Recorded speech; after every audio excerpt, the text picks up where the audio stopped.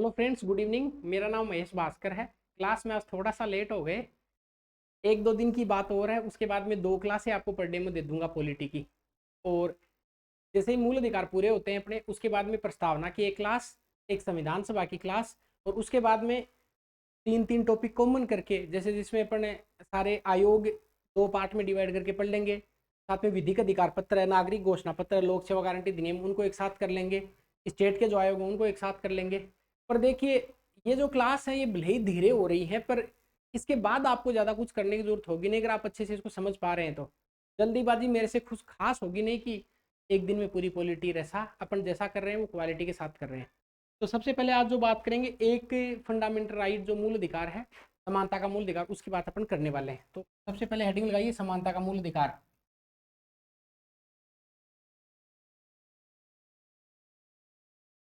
समानता का मूल अधिकार। आपकी जब एग्जाम है उससे पहले पहले आप पॉलिटी आराम से औरों से बेहतर और एडवांस करके लेके जाएंगे। समानता का मूल अधिकार, इसको इंग्लिश में बोलते हैं राइट टू इक्वलिटी, इक्वलिटी का अधिकार। अब ये जो इक्वलिटी का राइट आपके पास में, ये अनुच्छेद 14 से लेके और 18 तक है। पर इसको इंटरेस्टिंग तरीके से अपन समझते हैं। देखिए, ये जो है वो 14 से लेके और 18 तक है, तो मैं इसको इस प्रकार लिख रहा हूँ। 15, फिर 16 के बाद में 17। देखिए, ऐसा इसको लिखने का कारण है, आपने पढ़ा होगा कि समानता का मूल अधिकार 14 से लेकर 18 तक के अनुच्छेद में है। 14 का जो आर्टिकल है वो बड़ा फॉर्मल टाइप का आर्टिकल है, फॉर्मल।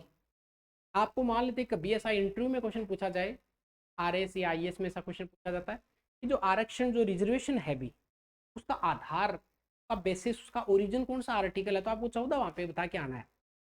अब 14 में बहुत सारी भ्रांतियां हैं, उनको भी अपन दूर करेंगे। 14 के पार्ट है, उनको भी अपन डिवाइड करके चलेंगे। देखिए, ध्यान से समझना। 14 एक फॉर्मली इक्वलिटी स्थापित करने की बात करता है कि समाज में समानता होगी। इसका मतलब ये नहीं है कि सारे लोग समान होंगे, सारे कभी समान नहीं हो सकते, ये आपको जरूर ध्यान रखना है।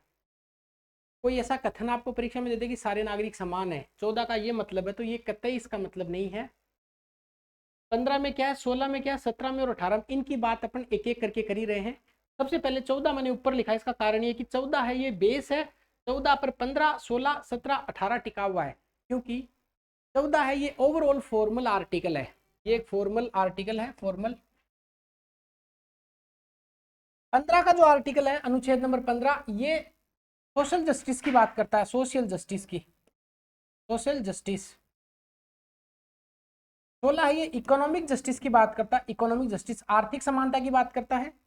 ये सामाजिक समानता की बात करता है।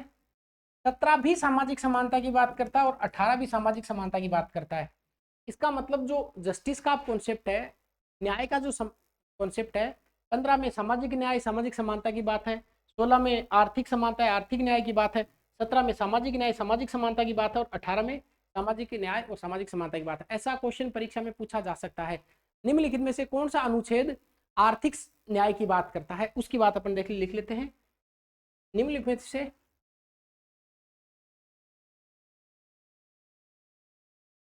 निम्नलिखित में से कौन सा अनुच्छेद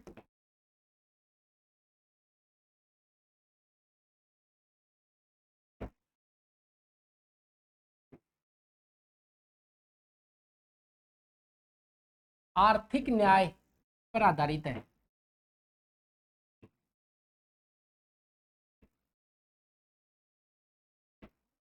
इसका नंबर 1 जो ऑप्शन होगा वो हो जाएगा अनुच्छेद 14।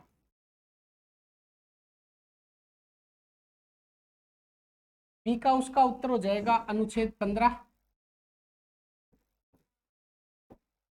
सी का अनुच्छेद हो जाएगा, वो हो जाएगा अनुच्छेद 17। और डी का अनुच्छेद हो जाएगा, वो हो जाएगा अनुच्छेद 24। अनुच्छेद 24 कर सकते हैं, 24। तो आर्टिकल निम्न में से कौन सा अनुच्छेद आर्थिक न्याय पर आधारित है? तो आपको इसका उत्तर जो करके आना है, इसका उत्तर होगा आर्थिक न्याय की अगर बात करता है तो अनुच्छेद 15। अनुच्छेद 16, 16 इसका मतलब है ये आर्थिक न्याय या आर्थिक समानता पर बात करता है। 16 ऑप्शन नहीं लिखा तो इसका ऑप्शन यहाँ पे 16 कर लेते, यह वाला 16, अनुच्छेद 16। अनुच्छेद 16 किस पर आधारित है? आर्थिक न्याय पर। एक तो यहां से ये क्वेश्चन बन सकता है। दूसरा आपको ध्यान रखना कि आर्टिकल जो 14 है वो बड़ा जेनरिक टाइप का है, इसमें बहुत सारी चीजें शामिल की गई हैं, एक एक वर्ड को अच्छे से समझना है और इसके 3 भाग अपन करके पढ़ेंगे। कितने? 3 पार्ट। तो हेडिंग क्या लगाएंगे? अनुच्छेद 14, अनुच्छेद 14, और इसकी हेडिंग क्या रहेगी? समानता का अधिकार, समानता का अधिकार, राइट टू इक्वालिटी, समानता का अधिकार। और इस समानता के अधिकार को अपन 3 भागों में बांट के पढ़ेंगे। सबसे पहले चरण number 1, step number 1, step number 2 और स्टेप नंबर 3। स्टेप नंबर 1 में कहा गया कि कानून के समक्ष समानता, इक्वलिटी बिफोर द लॉ, कानून के समक्ष समानता।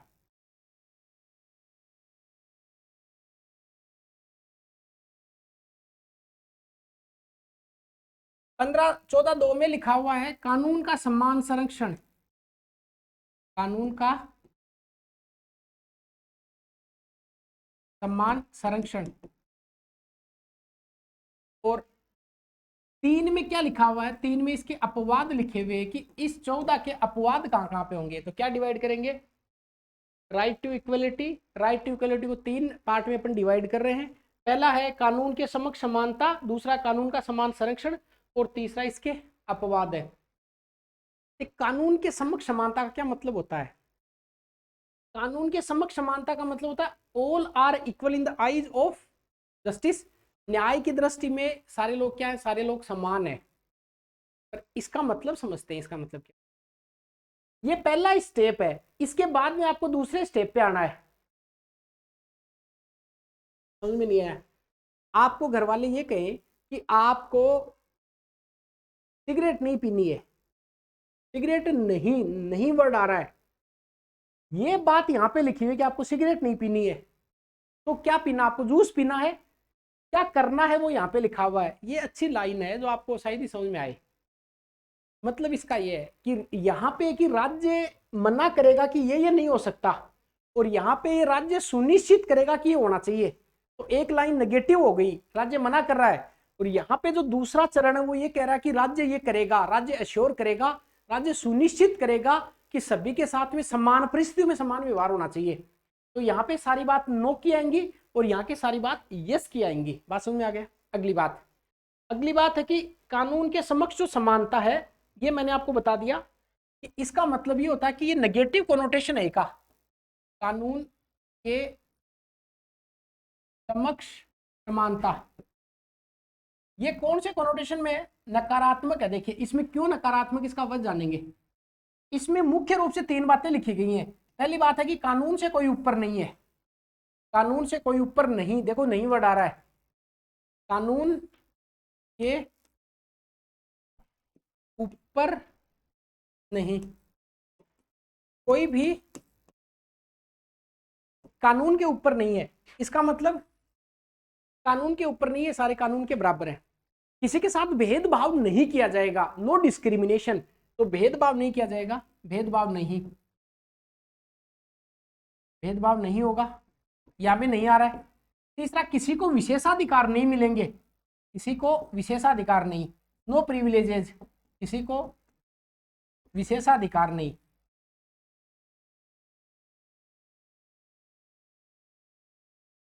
कोई आपसे ये पूछे कि कानून के समक्ष समानता क्या मतलब है, उनको ये कहना कि देखो कानून के समक्ष समानता, इनमें 3 बातें मुख्य रूप से है। पहला कि साहब कानून से कोई ऊपर नहीं है, तो यहाँ पे नहीं वर्ड आ रहा है, देखिए कानून के कोई ऊपर नहीं है, ठीक है साहब। कानून में किसी के साथ भेदभाव नहीं होगा, नहीं होगा, और किसी को विशेषाधिकार नहीं है। इसका मतलब इसका कोनोटेशन ही नकारात्मक है। अभी खुद नकारात्मक ऐसे गंदा है ऐसा नहीं है, इसमें जो वर्ड लिखे हुए हैं वो नकारात्मक कोनोटेशन के हैं, इसमें नहीं वर्ड यूज किया गया है। 3 बात तो हो गई है। चौथी बात हो गई, आप ध्यान रखेंगे कि जो रूल ऑफ लॉ है, क्वेश्चन पूछे ये ऐसा आईएएस में आया था ऐसा क्वेश्चन कि विधि का शासन, रूल ऑफ लॉ, विधि का शासन, विधि, क्वेश्चन पूछे कि विधि के शासन का आधार कौन सा अनुच्छेद है, तो विधि के शासन का आधार 14(1) है, याद रहेगा विधि के शासन का आधार, ये तीन बातें हैं जैसे डाइसी ने विधि के शासन का आधार बताया था, वो अभी डिस्कस नहीं करेंगे अपन। अगली बात है कि ये ब्रिटेन से लिया गया है, नकारात्मक कनोटेशन है, ब्रिटेन से लिया गया है। याद रख सकते हैं कि साहब ये ब्रिटेन वाले अपने लिए बहुत नकारात्मक रहे हैं, तो ये जो नकारात्मक वाली लाइन है कि किस देश से अडॉप्ट की गई है, ब्रिटेन से, ब्रिटेन से लाइन ली गई है, तो ये लाइन ब्रिटेन से अडोप्टेड है। अगली बात, एक प्रक्रिया होती है कानून में, एक होती है कानून द्वारा स्थापित प्रक्रिया, एक होती है कानून की ड्यू प्रोसेस ऑफ लॉ। तो जो ड्यू प्रोसेस ऑफ लॉ है उसका बेस भी कहीं कहीं ये है। देखिए, एक होती है विधि द्वारा स्थापित प्रक्रिया, एक होती है विधि की सम्यक प्रक्रिया, उचित प्रक्रिया। तो ये ड्यू प्रोसेस है लॉ की, उसका आधार ये है ड्यू प्रोसेस का, due process of law.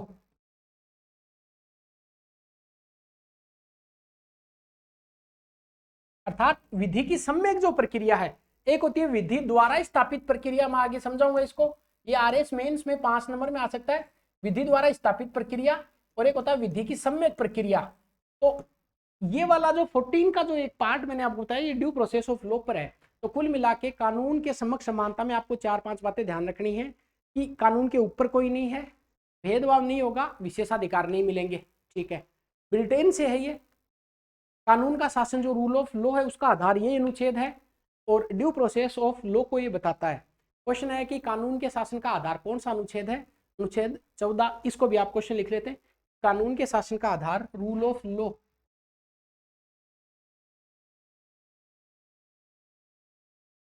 Law का आधार या कानून का शासन, विधि का शासन,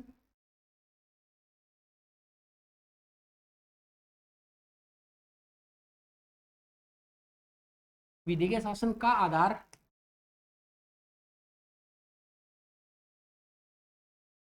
अनुच्छेद है।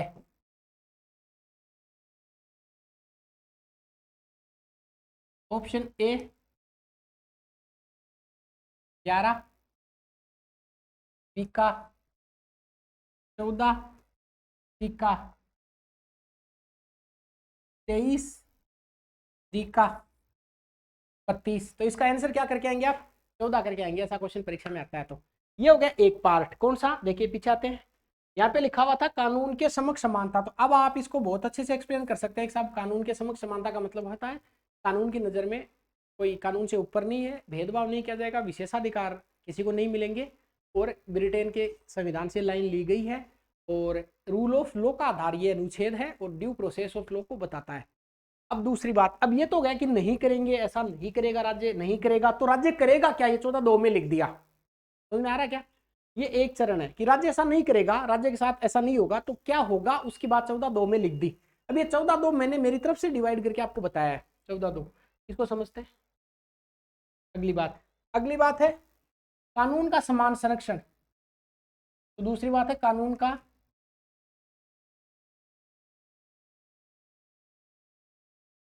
समान संरक्षण। इसका मतलब यह है कि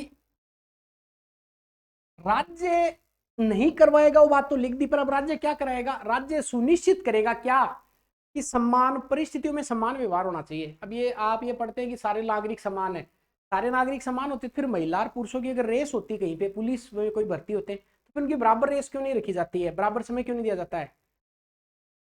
कोई दिव्यांग है उसको आरक्षण मिला हुआ, तो फिर एक सामान्य आदमी को आरक्षण क्यों नहीं मिला हुआ है। सारे नागरिक समान नहीं है, ऐसा नहीं लिखा हुआ इसमें, ये आप गलत कोनोटेशन कर रहे हैं इसका। इसका मतलब ये लिखा हुआ है कि जैसे एक वर्ग की समानता होगी। अब इसको समझिए, जैसे महिला मैं लिख रहा हूं, इधर महिला, इधर लिख रहा हूं पुरुष, इधर लिख रहा हूं दिव्यांग, इधर लिख रहा हूं वृद्ध। अब ये कहता समानता होगी कि सब में समानता कैसे हो सकती है, नहीं, महिलाएं आपस में महिलाओं में समान होंगी, पुरुष आपस में पुरुषों में समान होंगे, दिव्यांग आपस में दिव्यांगों में समान होंगे, और वृद्ध आपस वृद्धों में समान होंगे। इसका मतलब है समानता का मतलब ये है कि सारे नागरिक समान होंगे, ये नहीं। इसका मतलब ये है एक वर्ग है वो आपस में समान होगा, वर्ग की समानता होगी यहाँ पे, न कि सारे नागरिक समान होंगे। एक सेंस में समान हो सकते हैं सारे नागरिक, लो की नजर में सारे नागरिक समान है, ये ऐसा इसका सेंस है, न कि इसका जो सेंस अपन पढ़ते आ रहे हैं वो है। तो यहाँ पे क्या लिखा हुआ है, कानून के का समान संरक्षण। इसका मतलब होता है कि राज्य सुनिश्चित करेगा, राज्य सुनिश्चित करेगा अब राज्य क्या सुनिश्चित करेगा वो आपको ध्यान रखना है। राज्य सुनिश्चित करेगा कि समान परिस्थितियों में समान व्यवहार होना चाहिए। क्या? समान परिस्थितियों में equally treated as equal situation, समान परिस्थितियों में समान व्यवहार।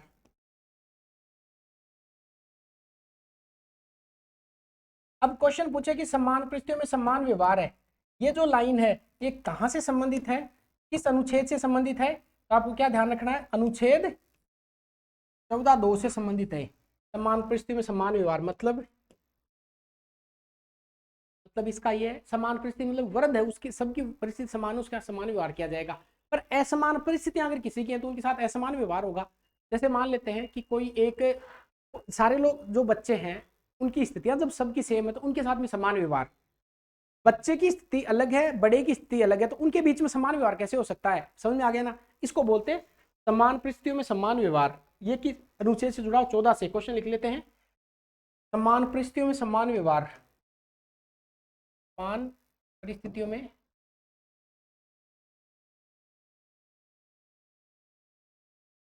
समान व्यवहार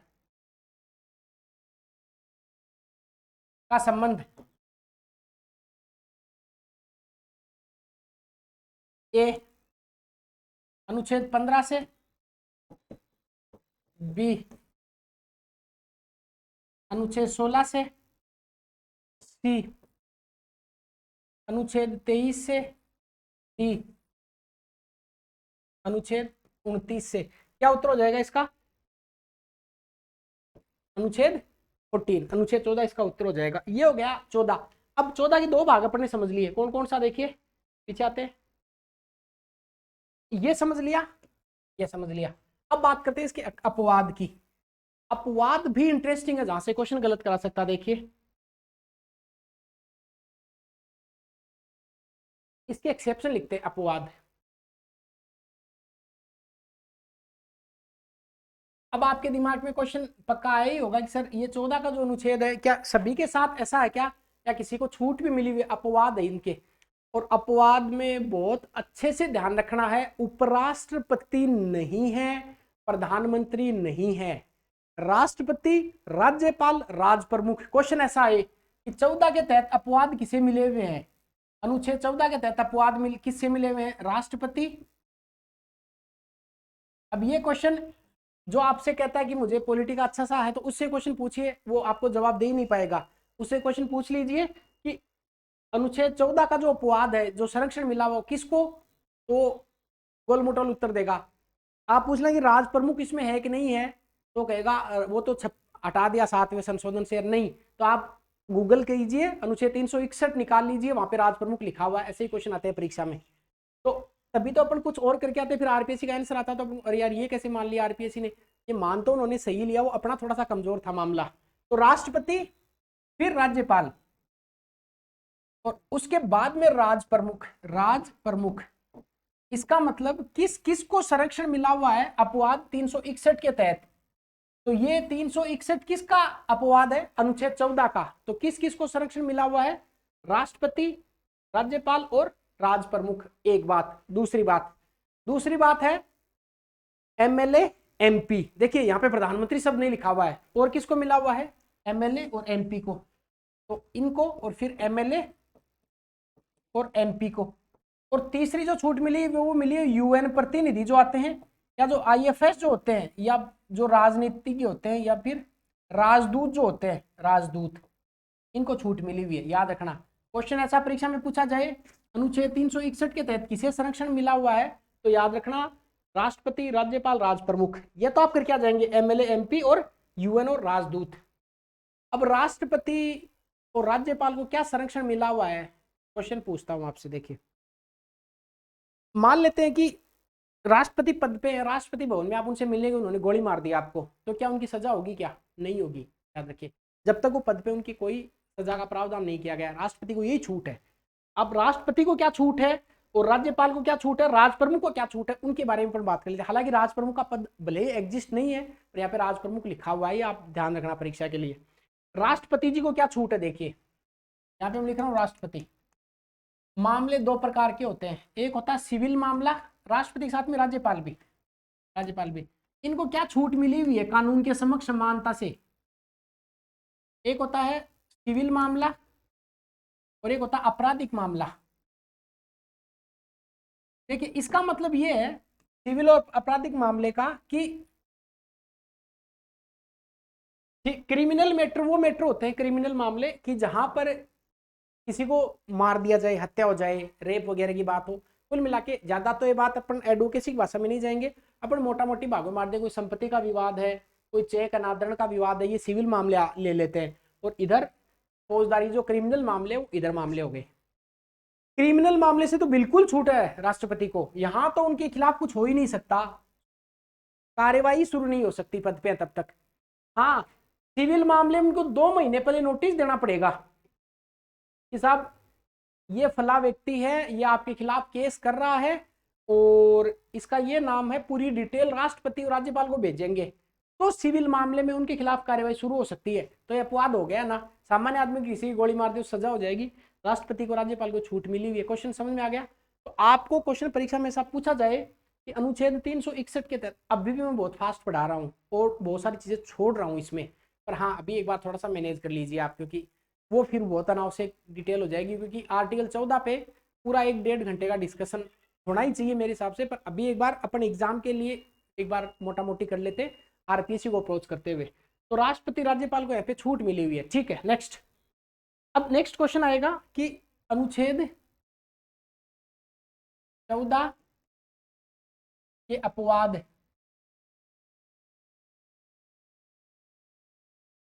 अनुच्छेद 361 में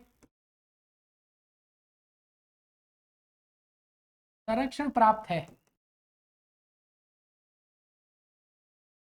में इसे संरक्षण है,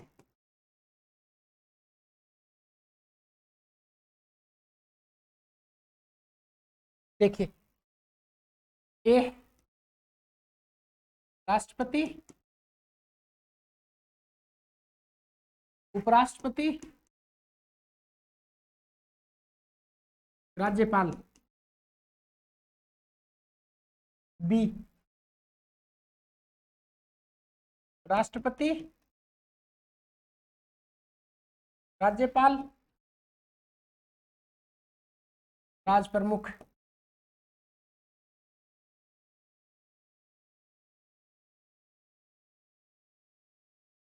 सी राष्ट्रपति,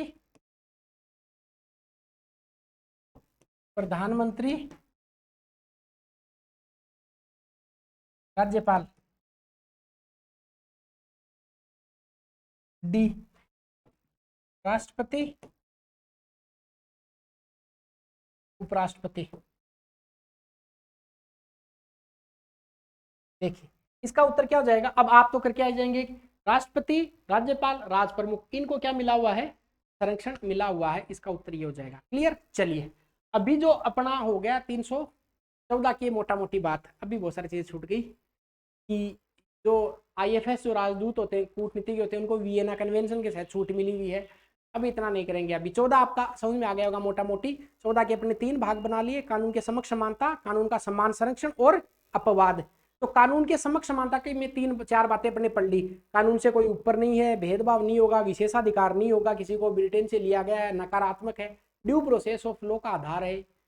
कानून का समान संरक्षण का मतलब ये होता है कि राज्य ये सुनिश्चित करेगा अगले कदम में कि समान परिस्थितियों के साथ सबके साथ समान व्यवहार होना चाहिए। और इसके अपवाद अनुच्छेद 361 है, इसमें राष्ट्रपति, राज्यपाल, राज प्रमुख को छूट मिली हुई है।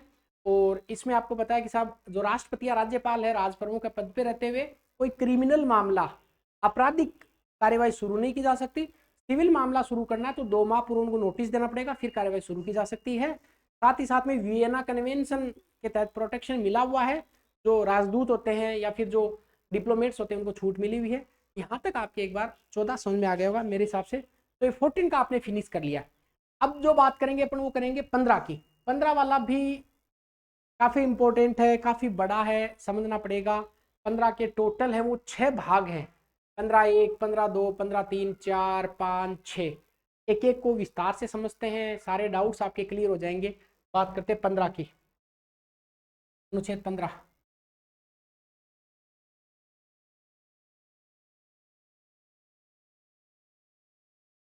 अनुच्छेद 15 आपको पता है कि साहब किससे संबंधित है?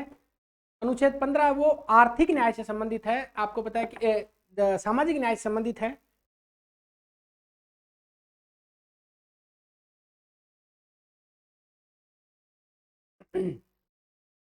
आपको ध्यान रखना है जो 15 है 15 वो सामाजिक न्याय से संबंधित है।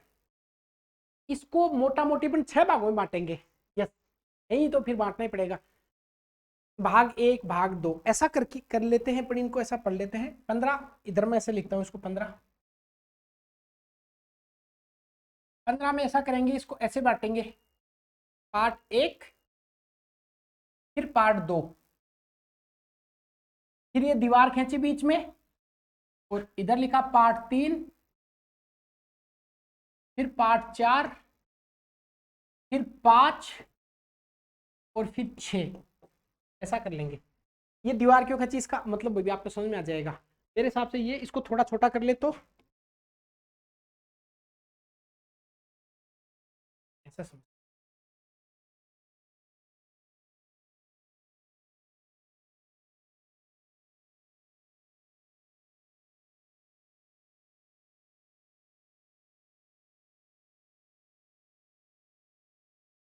एक एक बात को ध्यान समझते चलना है।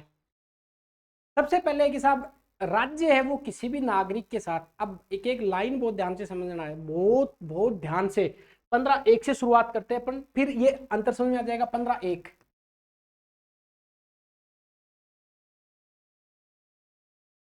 15(1) में आपको एक बात ध्यान रखनी है कि साहब जो राज्य है वो किसी भी नागरिक के साथ, बहुत एक एक वर्ड देखते हैं। राज्य,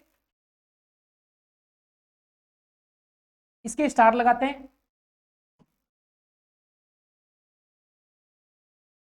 किसी भी नागरिक के साथ, नागरिक के साथ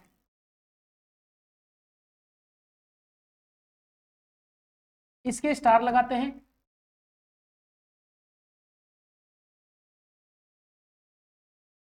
साथ केवल,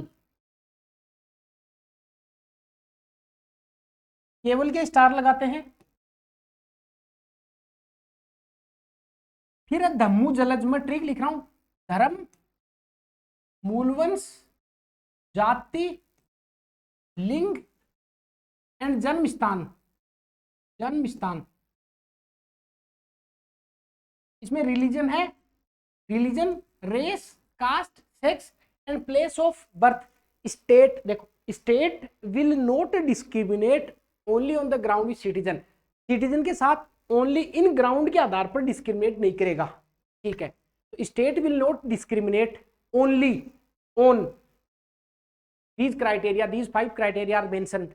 First religion, then race, तो आप you can write down in English religion, race, caste, sex, place of birth, only state and citizen। ये आपको ध्यान रखना है। राज्य, इसका मतलब यहाँ पे केवल राज्य की बात है, कोई व्यक्ति की बात नहीं, कोई कंपनी की बात नहीं है।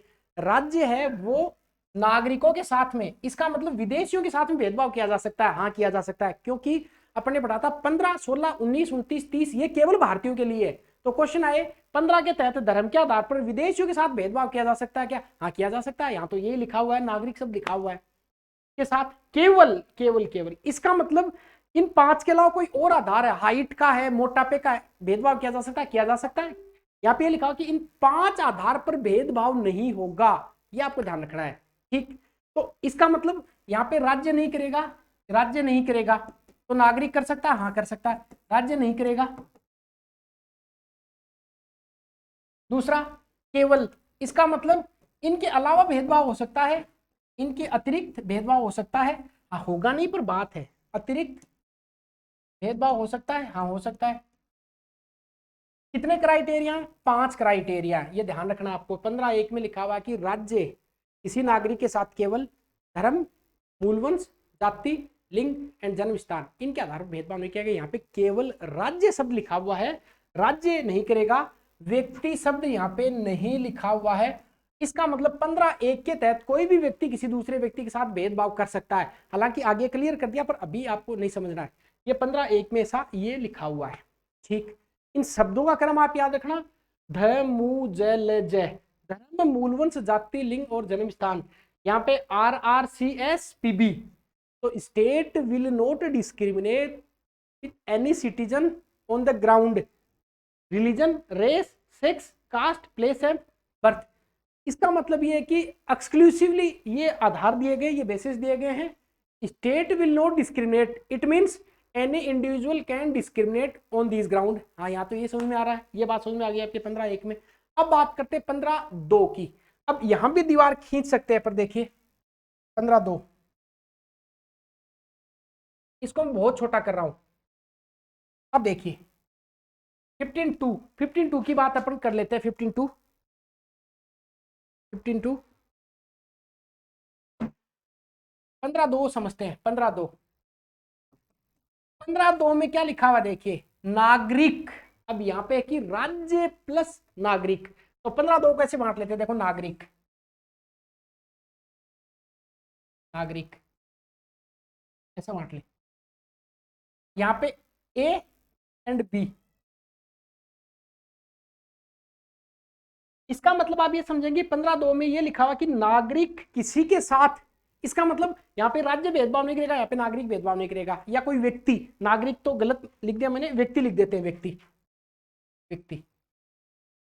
और व्यक्ति में भी क्या क्या है वो भी समझते हैं, व्यक्ति। अब व्यक्ति दो प्रकार के हो सकते हैं, एक प्राकृतिक व्यक्ति, एक कृत्रिम व्यक्ति। जिनका जन्म होता है प्राकृतिक व्यक्ति, और जो कंपनी है, संस्था है, मोर है, कोचिंग है, ये सारे कृत्रिम व्यक्ति है। इनमें दोनों व्यक्ति आ गए, कंपनी भी आ गई, व्यक्ति भी आ गई, कोई सोसाइटी भी आ गई। ये क्या नहीं कर सकते, पहली बात, दुकान, भोजनालय, होटल और मनोरंजन। तो दुकान, होटल, देखिए जनरली अपन किताब में देखेंगे तो 15(2) में ए और बी नहीं बटे हुए हैं, ए और वो 1 और 2 करके लिखे हुए हैं, पर अपन यहाँ पे ये लिखेंगे दुकान, सार्वजनिक होटल, सार्वजनिक भोजनालय, होटल, दुकान, होटल, सार्वजनिक भोजनालय। क्या पता ऐसा क्वेश्चन पूछ ले, सार्वजनिक भोजनालय, रेस्ट हाउस, और मनोरंजन के साधन, मनोरंजन के स्थल, सॉरी साधन नहीं, मनोरंजन स्थल। देखिए इसका मतलब है कि कोई भी व्यक्ति है वो किसी व्यक्ति को दुकान, होटल, सार्वजनिक भोजनालय और मनोरंजन स्थान, इन पर प्रवेश से नहीं रोकेगा। किस आधार पर, धर्म, मूलवंश, जाति, लिंग और जन्म स्थान। इसका मतलब इस 5 आधार पर कोई भी व्यक्ति, जैसे किसी व्यक्ति का होटल है तो वो इस आधार पर इनको नहीं रोक सकता कि धर्म है, मूलवंश, जाति की, हम यहाँ मुस्लिम धर्म वालों को प्रवेश नहीं दे रहे। ये बात कहाँ पे लिखी गई है, ये बात यहाँ पे लिखी गई है। दुकान, ये 4 चीजें, छोटी दुकान होती है, दुकान से आगे आप होटल में जाएंगे, होटल में खाना नहीं मिला तो आप सार्वजनिक भोजनालय पे जाएंगे, और फिर मनोरंजन के स्थान पे जाएंगे। 4 बातें यहाँ पे लिखी हुई, प्रश्न पूछा जा सकता है। अब इंटरेस्टिंगली 15(2) में क्या लिखा हो उसको भी समझ लेते हैं। तो यहाँ पे है, देखिए यहाँ पे राज्य भेदभाव नहीं करेगा। यहाँ पे कि कोई भी जो व्यक्ति है, कोई भी व्यक्ति वो दूसरे व्यक्तियों को दुकान, होटल, सार्वजनिक भोजनालय, मनोरंजन के स्थल पर प्रवेश से नहीं रोक सकता। इस आधार पर धर्म, मूलवंश, जाति और लिंग, जन्म स्थान के आधार पर नहीं रोक सकता। ये 15(1) का भाग हो गया। 15(2) में ए पार्ट हो गया। बी पार्ट में भी 4 बातें लिखी गई हैं, जबकि वेल लिखा हुआ है, कुएं लिखा हुआ है, उसके बाद में टैंक लिखे हुए हैं, और उसके बाद में बाथिंग घाट्स लिखे हुए हैं, उसके बाद में रोड लिखी हुई हैं, और एक चीज मैं शायद भूल रहा हूं। ऐसे कुछ 4-5 चीजें यहाँ पे लिखी हुई हैं, जिनको पर मैं लिख देता हूं। एक चीज मिस होगी शायद मेरे से यहाँ पे कि साहब बाथिंग घाट्स, तो स्नान घाट, उसके बाद में कुएं, उसके बाद में तालाब, उसके बाद में रोड, सड़क। एक चीज मैं यहाँ पे मिस कर रहा हूं, उसको मैं अगली बार ही बता पाऊंगा आपको, अभी मेरे दिमाग से आउट हो गई वो बात। अब समझते, 15(2) में लिखा हुआ है कि कोई भी व्यक्ति है वो दुकान, होटल, सार्वजनिक भोजनालय आदि स्थलों पर किसी व्यक्ति को धम्मू जलज के आधार पर धर्म, मूलवंश, जाति, लिंग, जन्म स्थान नहीं रोकेगा। दूसरे में क्या लिखा हुआ है कि राज्य निधि से पूर्णतः या भागतः पोषित, ऐसी कोई चीज जिसमें राज्य पैसे दे रहा है या साधारण जनता के लिए खुली हो। 2 बातें और आप ऐड करना चाहें तो, कि ऐसी कोई जगह जो या तो जनता के लिए हो, जनता के लिए ओपन हो, या उसमें राज्य का पैसा लगा हो, राज्य निधि से पूर्णतः होली या पार्शियली मेंटेन हो, राज्य निधि से पूर्णतः या भागतः पोषित। कुल मिला के इस रामायण का मतलब ये है कि ऐसी कोई जगह जहाँ पे राज्य पैसे लगा रहा है, तो राज्य का खुद का कुआं है, अब वहां पे क्योंकि वो सबके लिए है, ये कुएं और बावड़ियों की बात इसलिए लिखी हुई है क्योंकि उस समय तो ऑब्वियस बात है कि ये ज्यादा चीज इंपॉर्टेंट थी। यहाँ पे सिनेमा घर नहीं लिखे हुए हैं, यहाँ पे कोई जिम नहीं लिखा हुआ, यहाँ पे कोई थिएटर नहीं लिखा हुआ, मॉल नहीं लिखा हुआ, क्योंकि संविधान निर्माताओं ने इतना थोड़ी सोचा था कि वो थिएटर बन जाएंगे, मॉल बन जाएंगे, और इनका अर्थ सांकेतिक रूप से यही निकाला जाता है। अब कुएं की बजाय आप इसको मॉल से ले सकते हैं कि राज्य सरकार का कोई मॉल है, उस मॉल में सरकार ने पैसे लगा रखे हैं, अब उस मॉल में जाने से आपको कोई नहीं रोक सकता। किस आधार पर? इस आधार पर, धर्म, मूलवंश, जाति, लिंग, जन्म स्थान आदि के आधार पर नहीं रोक सकता आपको, आप जाएंगे उसमें। या कोई बाथिंग घाट है, कोई कुआं है, तालाब है, बावड़ी है, सड़क है, यहाँ पे क्योंकि तो पब्लिक पर्पज के लिए, सभी के लिए खुली है, इस आधार पर साथ कोई भेदभाव नहीं किया जाएगा। ये 15 देखिए, 15(1) में क्या समझ में आया, ये थोड़ी सी छोटा हो गया, आपको शायद ही समझ में आएगा, थोड़ा इसको बढ़ा करके देखते, देखिए यहाँ पे ये लिखा हुआ है कि 15(1) में कि राज्य केवल धर्म, मूलवंश, जाति इस आधार पर भेदभाव नहीं करेगा, केवल नहीं करेगा, इसके अतिरिक्त किया जा सकता है। और 15(2) में लिखा हुआ है कि कोई व्यक्ति, व्यक्ति में व्यक्ति तो शामिल है ही है, साथ में कोई कोचिंग इंस्टीट्यूशन, प्राइवेट संस्थाएं, कंपनी सब शामिल है, मतलब प्राकृतिक और कृत्रिम दोनों शामिल है। इसके अलावा आप ध्यान रखेंगे कि दुकान, होटल, सार्वजनिक भोजनालय आदि पर आपको नहीं रोका जाएगा। किस किस आधार पर? धम्मू जलज, धर्म, मूलवंश, जाति, लिंग, जन्म स्थान। इसके अलावा राज्य ने जिस जगह पे पैसे लगा रखे हैं या सार्वजनिक जनता के लिए कोई चीज खुली है, वहां भी आपको नहीं रोका जाएगा, प्रवेश करने के लिए आपको नहीं रोका जा सकता। किस आधार पर? धर्म, मूलवंश, जाति, लिंग, जन्म स्थान। ये हो गया 15(1), 15(2). अब अपन ने देखिए पीछे दीवार क्यों खड़ी करी थी, ये दीवार है, ये मना करती है कि ऐसा नहीं किया जाएगा। अब यहां पे क्या देखिए, इसका मतलब आप समझे, आप बस में चढ़े और वहां पे लिखा था ये सीट महिलाओं के लिए, तो आप कहोगे यार मैं पीछे अभी तक, मान लो आपने क्लास अभी बंद कर दी देखना और आप अभी कहीं निकल गए, आगे क्लास देख नहीं पाए, तो आप कहोगे इसका मतलब लिंग, मतलब सेक्स के आधार पर भेदभाव नहीं होगा, महिला पुरुषों में कोई भेदभाव नहीं है, और सार्वजनिक जगह में तो पक्का नहीं है। तो आप किसी मॉल में गए जो राज्य सरकार का था, वहां पे लिखा हो ये सीट महिलाओं के लिए, तो आप कहोगे यार ऐसा कैसे हो सकता है। या मेट्रो है, मेट्रो में सरकार के पैसे लगे हुए हैं, तो आप ये कहोगे कि यार इस मेट्रो में तो सरकार के पैसे लगे हुए हैं, पूरी जनता के लिए खुली है, तो फिर यहाँ पे महिलाओं को स्पेशल क्यों, इसमें प्रोटेक्शन क्यों दिया गया है? आरक्षण। और वो आरक्षण कहाँ पे लिखा हुआ है? 15(3) में। इसलिए यहाँ पे सारे समान होंगे, पर यहाँ पे राज्य दो लोगों के लिए, किस किस के लिए? महिलाओं के लिए और बच्चों के लिए विशेष प्रावधान कर सकता है। ये सीट महिलाओं के लिए आरक्षित है। अब क्वेश्चन पूछे कि महिलाओं के लिए मेट्रो में जो सीट का आरक्षण होता है वो अनुच्छेद 15(3) के तहत होता है, अनुच्छेद 16(2) के तहत होता है, अनुच्छेद 17(4) के तहत होता है, अनुच्छेद 18 के तहत होता है। तो शायद आप गलती नहीं करेंगे। अब समझ में आ गई बात? चलिए अब लिखते हैं 15(3) को। 15(3) पहले क्वेश्चन लिख लो। मेट्रो में, मेट्रो में या बस, सरकारी बस में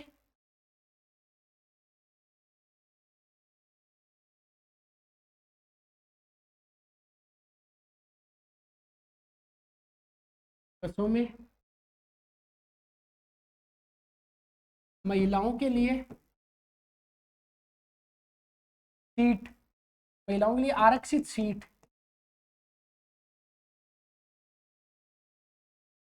का, आरक्षित सीट के प्रावधान, आरक्षित सीट के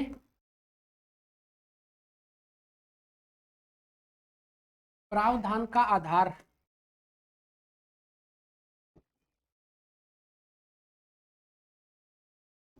कौन सा अनुच्छेद है?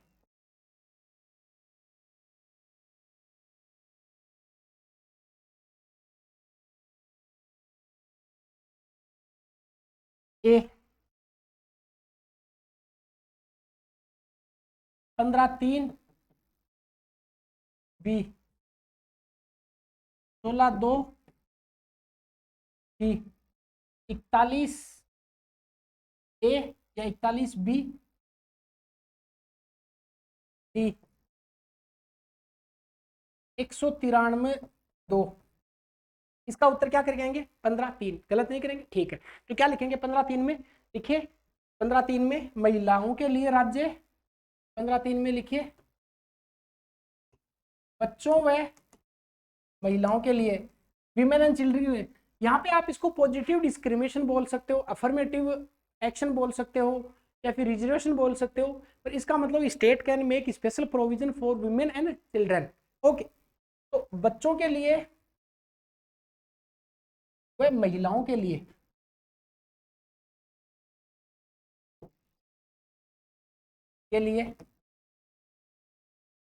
राज्य विशेष प्रावधान कर सकता है, राज्य विशेष प्रावधान कर सकता है।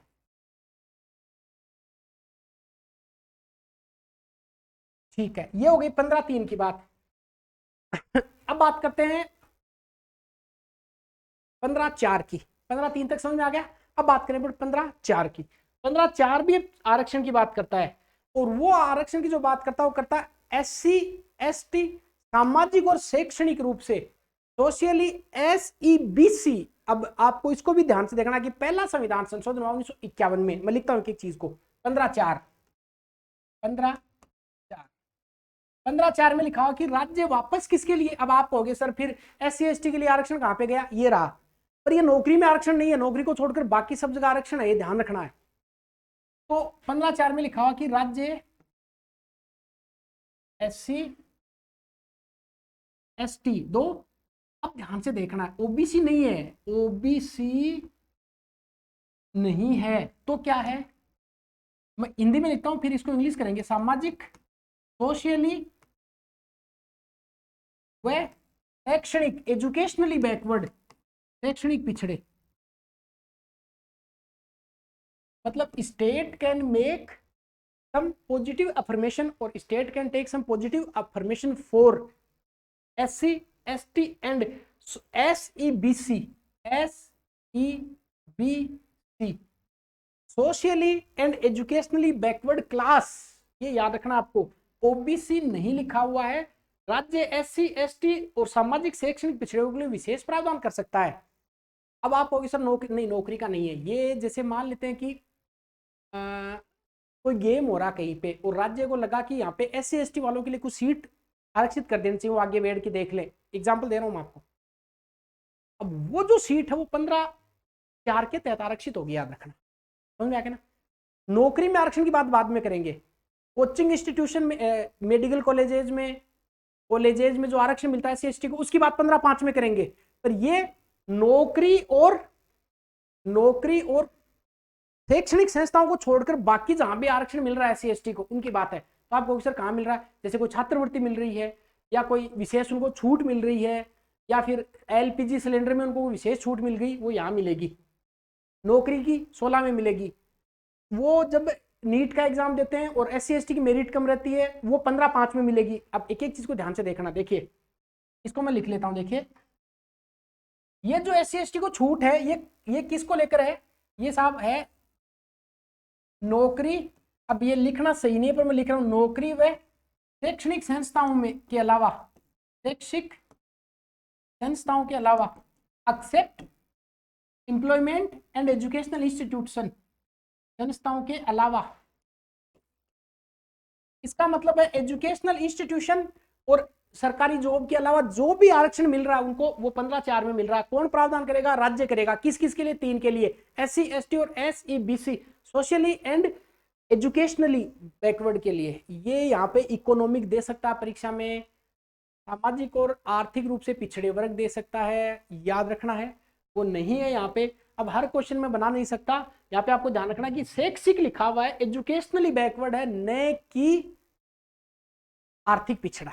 ये बात होगी 15(4) की। अब लिखिए इसको पहले संविधान संशोधन 1951 के द्वारा जोड़ा गया, इसका मतलब पहले नहीं था ये, तो ये पहले संविधान संशोधन 1951 के द्वारा जोड़ा गया 15(4), तो इसको प्रथम संविधान संशोधन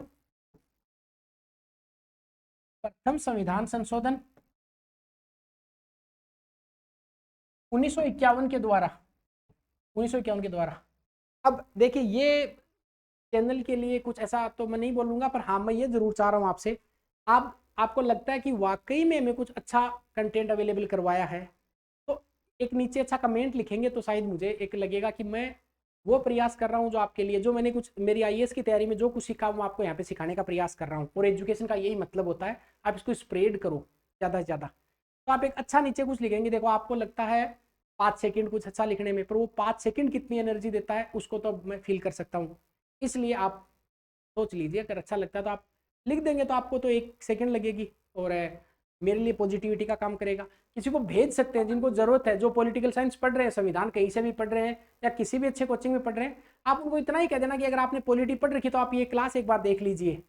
अगर आपको कुछ नए डायमेंशन नहीं मिलते हैं तो फिर इसका पढ़ाने का कोई ज़्यादा तुक भी नहीं है, ठीक है। इसीलिए मैंने इसको यूट्यूब पे पढ़ाने का प्लान किया। अदरवाइज बच्चे कहते सर पेड कोर्स में दे दो, पेड कोर्स में लिमिटेड बच्चों के पास पहुंचता है। अब मैं चाहता हूँ कि बहुत सारे लोगों के पास पहुंचे, उनको पता लगे कि अपन जो पढ़ रहे हैं उस पर कुछ नई चीज़ें भी ऐड हो रही हैं। बस यही मेरा मोटिव है।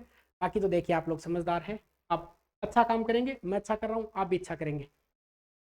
पहले संविधान संशोधन के द्वारा 1951 में जोड़ा गया। क्वेश्चन है कि किस संविधान संशोधन से 15/4 को जोड़ा गया, तो याद रखना पहले संविधान संशोधन से। अब बात करते हैं 15/5। अब बात आएगी आपके आरक्षण की।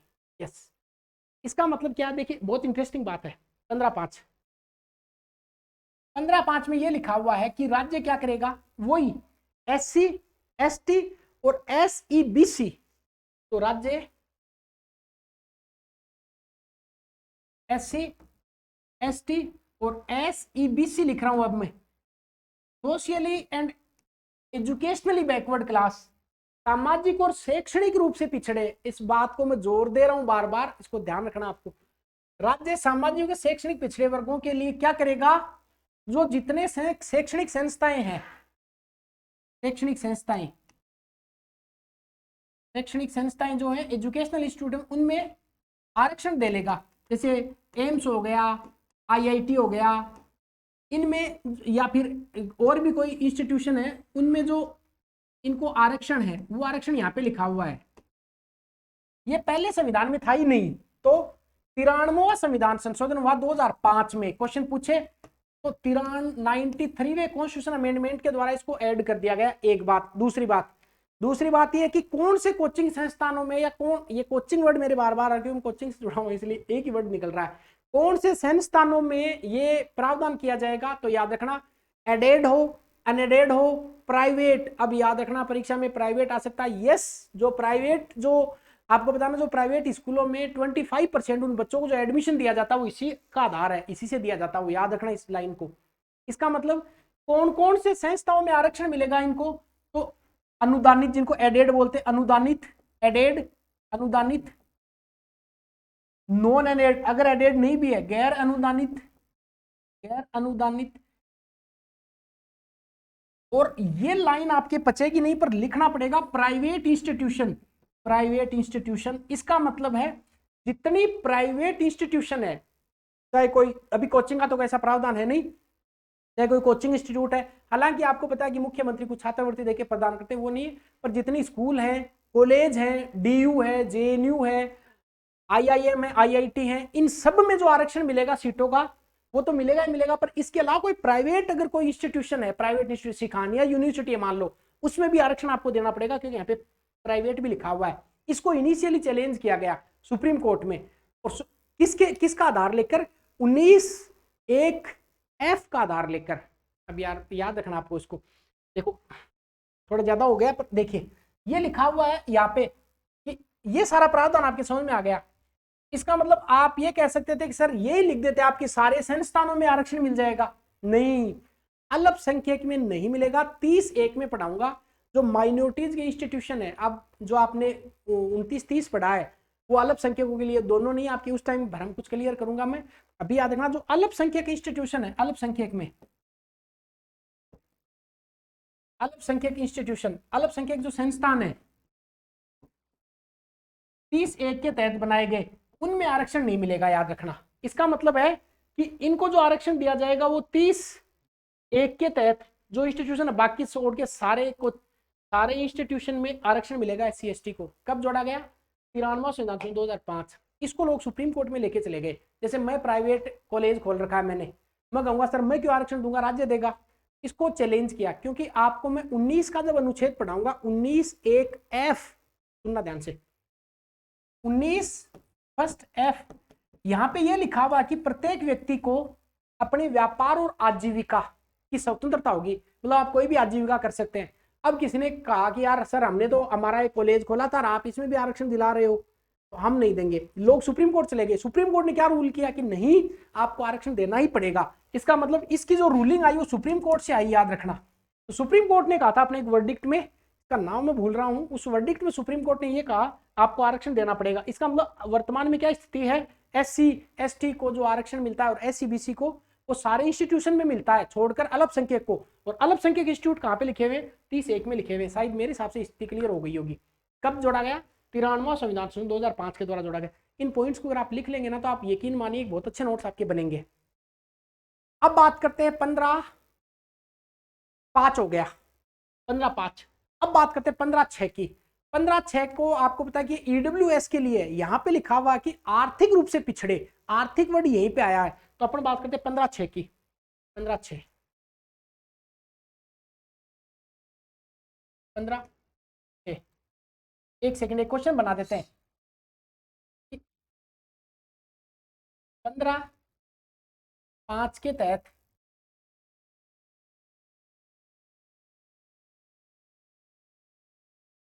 आरक्षण का प्रावधान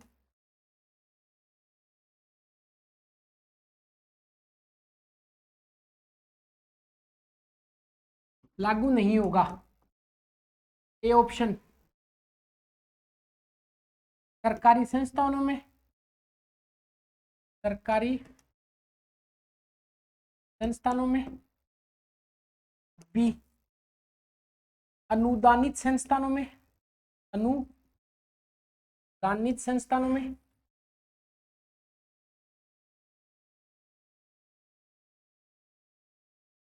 सी, प्राइवेट संस्थानों में, प्राइवेट संस्थानों में।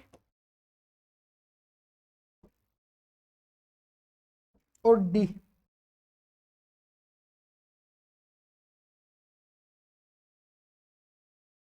अल्पसंख्यक संस्थानों में, अल्पसंख्यक संस्थानों में।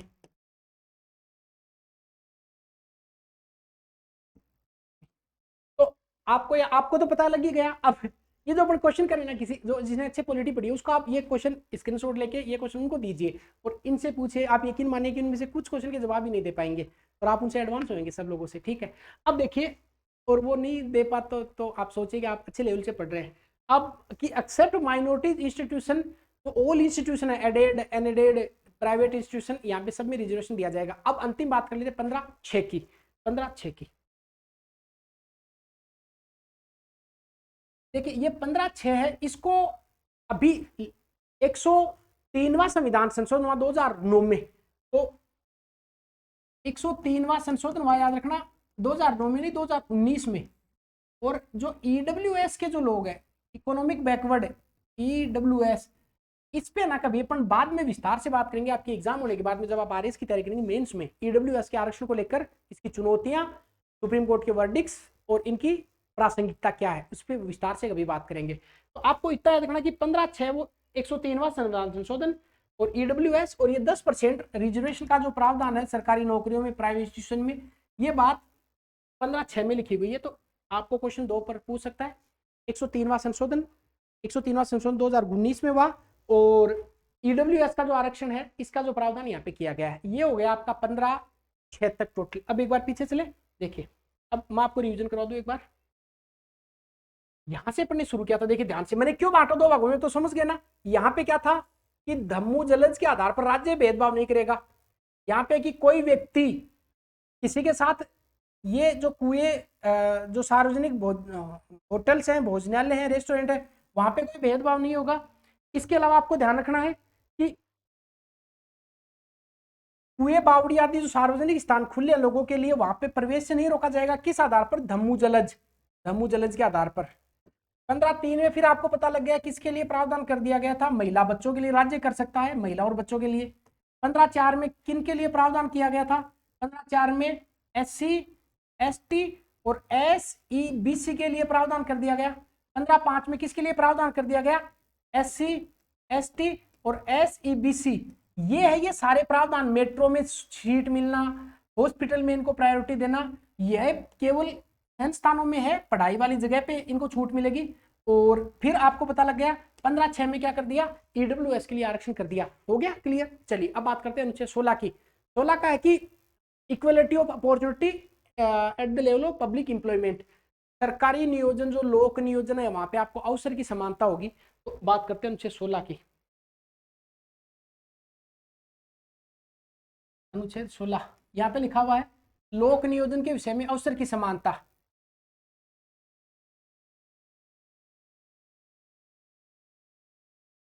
लोक नियोजन में अवसर की समानता, इसका मतलब होता है कि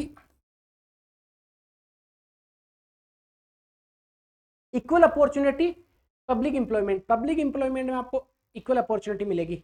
अब यहाँ पे देखिए आपको ध्यान रखना है कि 15/1 से लेके वापस 15/6 तक ही इसमें पढ़ने वाले अपन। तो कितने प्रावधान हो जाएंगे 15/1 से लेके वापस 15/6 तक, थोड़ा सा देख लेते हैं। 15/1, 15/2, फिर 15/3, 16, 16/4, 16/5, 16/6, इसके भी 6 पार्ट है। अब 15/1 में तो 16/1 में तो ये लिखा हुआ है कि साहब राज्य है वो अवसर की समानता देगा। तो मैं एक एक लिख देता हूं, ये हार्ड नहीं है। 16/1 में, 16/1 में कि राज्य इक्वलिटी प्रदान करेगा, इक्वलिटी अपॉर्चुनिटी प्रदान करेगा, राज्य अवसर की समता देगा, अवसर की इक्वलिटी देगा, अवसर की समानता देगा कि सभी नागरिकों को, जैसे कोई वैकेंसी निकलती है सारे लोग फॉर्म भर लेंगे, सबको छूट है। ठीक है। 16/2 भी इंपॉर्टेंट है। 16/2 में लिखा हुआ कि 5 आधार तो वो हो गए, कौन से, रिलीजन है, रेस है, फिर कास्ट है, फिर सेक्स है, प्लेस ऑफ बर्थ है, धम्मू जलज, और 2 ऐड होंगे यहाँ पे, 7 आधार है, याद रखना परीक्षा के लिए। 16/2 में है कि राज्य क्या नहीं करेगा, 5 तो वो पहले वाले धम्मू जलज वाले, प्लस प्लस प्लस प्लस 2 आधार आपको याद रखने, एक उद्भव और एक निवास, इस आधार पर भेदभाव नहीं किया जाएगा। उद्भव डिसेंट और निवास रेजिडेंस, तो ये डिसेंट है और ये रेजिडेंस है। तो राज्य है वो धर्म, मूलवंश, जाति, लिंग, जन्म स्थान, उद्भव और निवास स्थान के आधार पर किसी के साथ कोई भेदभाव नहीं करेगा। ये 15/2 में लिखा हुआ, छोटा ही है, ये बार बार मेरे 15 वर्ड यूज निकल रहा है। देखिए ये 16/1 में लिखा हुआ कि राज्य अवसर की इक्वलिटी देगा, थोड़ा आप एडजस्ट कर लेना, 16 की बात कर रहे हैं। 16/2 में लिखा हुआ कि 5 बात तो वो और 2 बात एक्स्ट्रा, इस आधार पर किसी के साथ भेदभाव नहीं किया जाएगा। कोई जैसे मान लेते कि कोई काला है, कोई गोरा है, तो ऐसा थोड़ी कि यूपीएससी का फॉर्म निकला तो काले लोग इसमें फॉर्म नहीं भरेंगे, गोरे लोग फॉर्म नहीं भरेंगे, ऐसा नहीं हो सकता। इसका मतलब 5 आधार तो वो धर्म, मूलवंश, जाति, लिंग, जन्म स्थान, और 2 ये कौन कौन से, उद्भव और निवास, डिसेंट, ये रेजिडेंस है।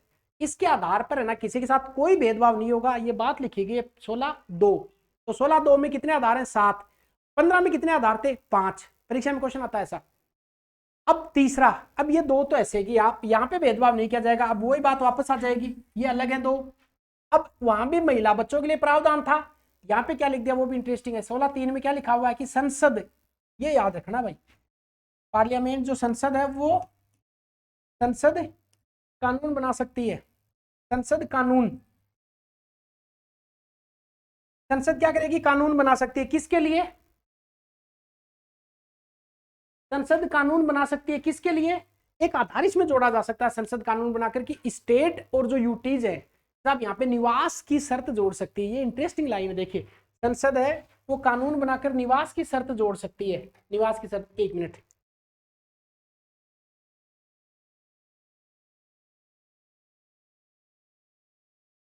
संसद क्या जोड़ सकती है यहाँ पे, निवास। इसका मतलब ये है कि जैसे कोई फॉर्म निकला तो संसद उस संसद राज्य संसद से कानून बना सकता है, इसके लिए केवल राजस्थान के निवासी ही एलिजिबल होंगे। बात समझ में आ गई ना, ये इंटरेस्टिंग लाइन है। अब ऐसा है कि जैसे आपने ये मुद्दा अभी चल भी रहा है कि राजस्थान में जो वैकेंसी आती है इसमें केवल राजस्थान वालों को ही क्यों नहीं शामिल कर लिया जाए। इसमें बड़ा पेच है, अगर आपने अच्छे से जानी किसी चीज को तो आप डिबेट कर सकते हैं। पेच ऐसे कि क्यों चिल्ला रहे हैं कि राजस्थानी भाषा का वेटेज बढ़ा दो, राजस्थानी के क्वेश्चन बढ़ा दो, राजस्थान के जीके के क्वेश्चन बढ़ा दो, ताकि बाहर वालों का सिलेक्शन नहीं हो। कोई ऐसा क्यों नहीं कहता है, वो भी जानते हैं इस बात को, ऐसा क्यों नहीं कहता कि ऐसा कानून बना दो कि इस फॉर्म को केवल राजस्थान वाले भरेंगे? क्यों नहीं बन रहा ऐसा कानून? वो कानूनी संसद बना सकती है, अपने पास पावर नहीं है। हाँ, राज्य संसद से रिक्वेस्ट कर सकता है कि टीचर की रीट की भर्ती में ऐसा कोई नियम, ऐसा कानून बनाओ कि रीट की भर्ती में केवल और केवल राजस्थान के निवासी आ पाएंगे। ऐसा कानून संसद ही बना सकती है, राज्य नहीं बना सकता। इसलिए अखबार में आप रोज रोज एक बात देखते हैं कि ये लिखा होता है कि साहब राजस्थान के जीके का वेटेज बढ़ा सकते हो, इसे बाहर वाले बाहर हो जाएंगे, पर ऐसा नहीं कह सकते कि ये फॉर्म केवल राजस्थान वाले भरेंगे। वो शर्त केवल संसद बना सकती है। ये 16(3) में लिखा हुआ, बात समझ में आ गई? ठीक है, अब बात कर लेते हैं 16(4) की। 16(4) और 16(5) दो रह गए, इसको अपन ध्यान से सुनते हैं। तो ये बात आपके यहां तक समझ में आ गई। अब बात करते हैं 16(4) की। पर सबसे पहले मैं 16(4) के से पहले आपको 16(5) समझाता हूं। इसका रीजन है, यहाँ पे लिखो 16(4) और यहाँ पे लिखते हैं 16(5).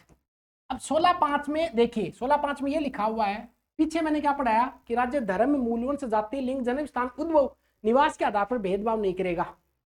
16(5) इंटरेस्टिंग है। मान लो कोई मंदिर में पुजारी की वैकेंसी निकली, देव स्थान विभाग में वैकेंसी निकलती है, और मंदिर में पुजारी की वैकेंसी निकली, और वहां पे लिखा हुआ है साहब कोई भी फॉर्म भर सकता है, और किस्मत ऐसी हुई कि मुस्लिम व्यक्ति उसमें एक सेलेक्ट हो गया और मंदिर में पुजारी मुस्लिम जी बन गए, मौलवी जी बन गए, तो ये थोड़ा ठीक नहीं लगेगा, उनको उन विधि विधान का पता नहीं है।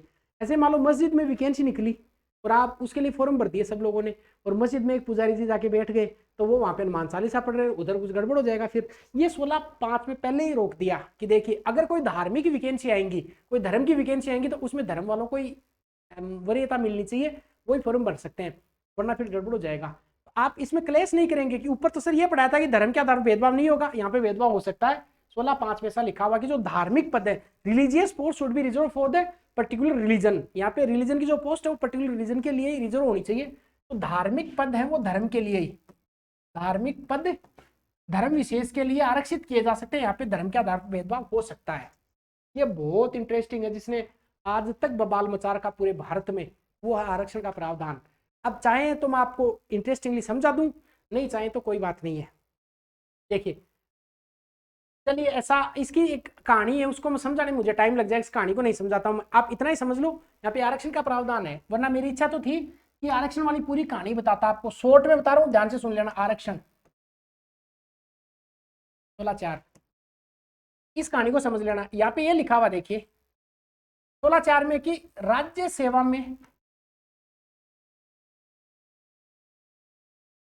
यहाँ पे राज्य सेवा का मतलब राज्य वर्ड यूज किया गया कि जो स्टेट की जो सर्विस है, इसमें आपको जो भी बैकवर्ड क्लास है, एनी बैकवर्ड क्लास पिछड़े जो वर्ग है, उनको अगर पर्याप्त प्रतिनिधित्व नहीं है तो आरक्षण दिया जाएगा। दो शर्त है, दो शर्त ध्यान से देखना। राज्य सेवा में आरक्षण, अब आरक्षण किसको मिलना चाहिए, ये इसमें लिख दिया कि एक तो अन्य पिछड़े एनी बैकवर्ड क्लास, और एक उनको मिलना चाहिए जिनका पर्याप्त प्रतिनिधित्व नहीं है, नौकरी में पर्याप्त प्रतिनिधित्व नहीं है। 16(4) में ये लिखा हुआ है कि साहब नौकरी में जो पिछड़े लोग हैं उनको, और जो पर्याप्त प्रतिनिधि उनको आरक्षण मिलना चाहिए। यहाँ से बात शुरू होती है। अब ये लंबी कहानी है, उस पर अपन नहीं जाएंगे, वरना मुझे 1 घंटा लग जाएगा, फिर मैं ज्यादा भावुक होकर आपको बहुत सारी बातें बता भी दूंगा, उतना अपन नहीं जाएंगे अभी। देखिए अब यहाँ पे ये लिखा हुआ था कि पिछड़े वर्गों को आरक्षण मिलना चाहिए, ये बात लिख दी, ठीक है। अब पिछड़े हैं कौन, ये तो पता ही नहीं है। इसके लिए अनुच्छेद 340 के तहत राष्ट्रपति को पावर दिया गया है। पिछड़े कौन है ये जानना अधिकार है राष्ट्रपति का 340 के तहत। ये परीक्षा के लिए कोई काम का नहीं, एक बार बता दे तो फटाफट। 340 का आधार लेकर सबसे पहले राष्ट्रपति ने काका कालेलकर आयोग का गठन किया। काका कालेलकर की रिपोर्ट को इंटरटेन नहीं किया गया। उसके बाद में मोरारजी देसाई की सरकार आती है। आप इसको अगर फटाफट समझना चाहो तो समझ सकते हो, परीक्षा के लिए काम का नहीं है और टाइम भी बहुत ज्यादा हो रहा है, इसलिए मैं इसको फटाफट करा रहा हूं। अब पिछड़े कौन है ये जानने का काम है राष्ट्रपति का। राष्ट्रपति अनुच्छेद 340 के तहत एक आयोग का गठन कर सकता है, अनुच्छेद 340 का आधार लेके, और राष्ट्रपति ने काका कालेलकर आयोग का गठन किया। इसकी आपको सिफारिशों पर नहीं जाना, क्या सिफारिश दी उन्होंने। इंटरेस्टिंगली मोरारजी देसाई की सरकार के टाइम में एक आयोग का गठन हुआ जिसको बोलते हैं मंडल आयोग। पता ना, मंडल और कमंडल दो राजनीति चलती है भारत में। मंडल आयोग, इनका पूरा नाम विंदेश्वरी प्रसाद मंडल था, और ये बिहार से जुड़े हुए थे और एक अच्छे पॉलिटिशियन थे। मंडल आयोग ने सिफारिश दी और मंडल आयोग की सिफारिश से आज एक बवाल का कारण बचा हुआ। जो आरक्षण मिला वो मंडल आयोग की सिफारिश के आधार पर मिला हुआ है। इंटरेस्टिंगली आपको समझा देता हूँ। मंडल आयोग का गठन किया गया ये जानने के लिए कि पिछड़े कौन है। किसने किया? राष्ट्रपति जी ने किया। मोरारजी देसाई सरकार के टाइम में मंडल आयोग ने अपनी सिफारिश दे दी कि साहब ये पिछड़े हैं। इन्होंने कहा कि 52% जो लोग हैं भारत में वो पिछड़े हैं और इन्होंने बताया था 3 7 4 3 37 43 जातियां वो पिछड़ी हैं। हालांकि इनका काम नहीं था कि जातियों का पता करो, पर इन्होंने कहा कि वर्ग जो है वो जाति से जुड़ा हुआ है। हालांकि आरएस मेंस में सोशियोलॉजी के सिलेबस में जाति और वर्ग के बीच में अंतर किया गया है और अंतर है भी, पर भारत में वर्ग ही जाति है अपने आप में और जाति अपने आप में वर्ग है, ऐसा मंडल आयोग ने कहा। तो इन्होंने ये कहा कि जो मंडल आयोग है इसने कहा कि भारत में 52% 52% लोग क्या है? पिछड़े हैं। 33 43 जातियां, इनको 27% आरक्षण देना चाहिए। वापस बताता हूं, यहाँ पे लिखा हुआ था कि पिछड़े वर्गों को आरक्षण देना चाहिए 16(4) के तहत। पिछड़े कौन है ये जानने के लिए राष्ट्रपति ने अनुच्छेद 340 का सहारा लेते हुए मंडल आयोग का गठन किया। मंडल आयोग ने सिफारिश दी कि भारत में 52% लोग पिछड़े हुए हैं और इतनी इनकी जातियां हैं, इनको 27% आरक्षण देना चाहिए। रिपोर्ट आते ही मोरारजी देसाई की सरकार गिर गई। अब इसके बाद में आपको पता है कि 89-90 वीपी सिंह, विश्वनाथ प्रताप सिंह की सरकार थी, तो उन्होंने क्या किया? मैं आगे लिखता हूं थोड़ा सा। अब मंडल आयोग की सिफारिश आते हैं, मोरारजी देसाई की सरकार गिर गई। अब प्रधानमंत्री आए वीपी सिंह जी, वीपी सिंह, विश्वनाथ प्रताप सिंह। अब जो 100 वर्ग के बच्चे जो देख रहे हैं, जनरल वाले बच्चे देख रहे हैं कि विश्वनाथ प्रताप सिंह वो आदमी था जिन्होंने आरक्षण का प्रावधान किया था। विश्वनाथ प्रताप सिंह ने क्या किया? जो 27% वाला जो प्रावधान था उसको लागू कर दिया। ये लो, अब 27% का आरक्षण का प्रावधान लागू हो गया। इसका मतलब अब ओबीसी को 27% आरक्षण मिल गया। अब मिल गया तो बड़ा इंटरेस्टिंग बात हुई कि थोड़े से समय बाद ही वीपी सिंह की सरकार चली गई और वीपी सिंह की सरकार के बाद में आपको पता है कि एक नई सरकार आती है। उसका नाम अब क्या है बताओ? मैं यहाँ पे थोड़ा सा लिख देता हूं। वीपी सिंह सरकार ने 27% आरक्षण दे दिया। 89-90 की बात है। उसके बाद में पीवी नरसिम्हा राव प्रधानमंत्री बनते हैं। पीवी नरसिम्हा राव। पीवी नरसिम्हा राव ने क्या किया? ये 27 तो रखा ही, पर इसमें 2 परिवर्तन कर दिए। एक तो क्या किया? क्रीमी लेयर जोड़ दिया इसमें। देखो, क्रीमी लेयर का मतलब होता है मलाई वाली परत। आप क्रीमी लेयर में आते हैं, नॉन क्रीमी लेयर में आते हैं, मतलब मलाई वाली परत। कुछ लोग ऐसे हैं जो धनवान है, उनको आरक्षण की जरूरत नहीं है, उसको बोलते हैं क्रीमी लेयर। एक वीपी सिंह जी ने कहा कि जो स्वर्ण जो लोग हैं, जो जनरल ब्राह्मण और जो राजपूत या क्षत्रिय जो लोग हैं, उनको 10% आरक्षण देना चाहिए। ये उस समय बात कर दी थी किसने? वीपी सिंह ने। और उन्होंने आरक्षण दे भी दिया। कितना? 10%। किसको?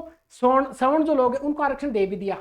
अब 92 की बात है, मामला सुप्रीम कोर्ट चला गया। तो सुप्रीम कोर्ट ने इस निर्णय को इंटरटेन किस नाम से किया? इंदिरा साहनी मामले के नाम पे।